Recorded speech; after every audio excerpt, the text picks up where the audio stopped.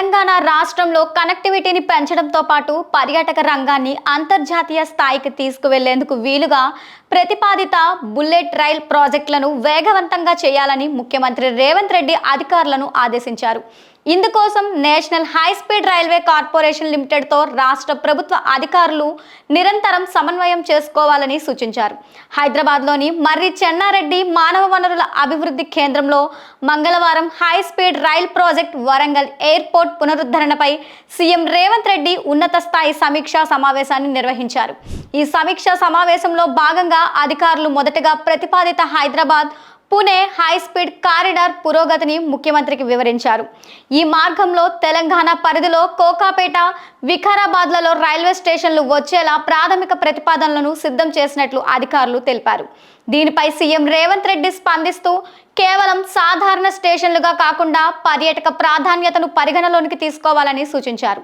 ప్రముఖ పర్యాటక ప్రాంతమైన అనంతగిరి హిల్స్ పరిధిలో స్టేషన్ను ఏర్పాటు చేసేలా ప్రతిపాదనలు మార్చాలని, తద్వారా పర్యాటకులకు రాకపోకలు పెరిగి స్థానిక ఆర్థిక వ్యవస్థ బలోపేతం అవుతుందని స్పష్టం చేశారు. అనంతరం ఐటీ హబ్లను అనుసంధానించే అత్యంత కీలకమైన Hyderabad Bengaluru high speed rail corridor ప్రాజెక్టుపై చర్చ జరిగింది. ఈ మార్గంలో నాగర్ కర్నూలు జిల్లా పరిధిలోని మన్ననూరు వద్ద స్టేషన్ను ఏర్పాటు చేయాలని national high speed rail corporation ప్రతిపాదించింది. ఈ ప్రతిపాదిత స్టేషన్కు స్థానిక అటవీ ప్రాంత గుర్తింపు వచ్చేలా నల్లమల అని పేరు పెట్టాలని ముఖ్యమంత్రి సూచించారు. ఈ మార్గంలో మన్ననూరు తర్వాత పర్యాటక పరంగా ఎంతో విశిష్టత కలిగిన సోమశిల వద్ద కూడా మరొక స్టేషన్ను ఎన్హెచ్ఎస్ఆర్సి ప్రతిపాదించినట్లు అధికారులు ఈ సందర్భంగా సీఎం దృష్టికి తీసుకొని వెళ్లారు.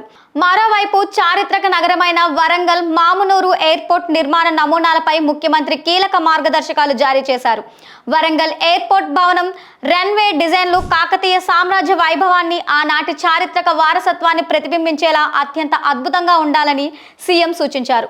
విమానాశ్రయ ప్రవేశ ద్వారం వద్ద ఒక భారీ ట్రాఫిక్ ఐలాండ్లను నిర్మించాలని, అందులో కాకతీయ వీరనారి రాణి రుద్రమ్మదేవి, రుద్రదేవుడి కాంస్య విగ్రహాలతో పాటు కాకతీయుల శిల్పకళా వైభవ చిహ్నమైన ఒక భారీ నంది విగ్రహాన్ని ఏర్పాటు చేసేలా ఉన్న అవకాశాలను పరిశీలించనున్నారు. ఈ విమానాశ్రయం వరంగల్ వచ్చే అంతర్జాతీయ పర్యాటకులను ఆకట్టుకునేలా ఉండాలని స్పష్టం చేశారు.